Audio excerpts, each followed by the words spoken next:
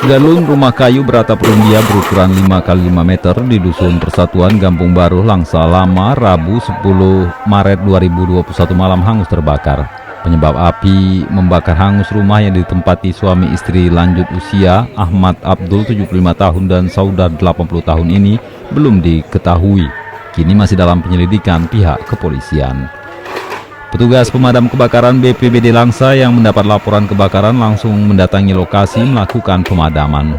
Api pertama kali diketahui sekitar pukul 19.20 waktu Indonesia Barat dan berhasil dipadamkan pada pukul 19.45 waktu Indonesia Barat, sehingga api tidak melebar ke rumah warga lain. Seluruh harta benda milik lansia berstatus warga miskin ini ludes dilalap api.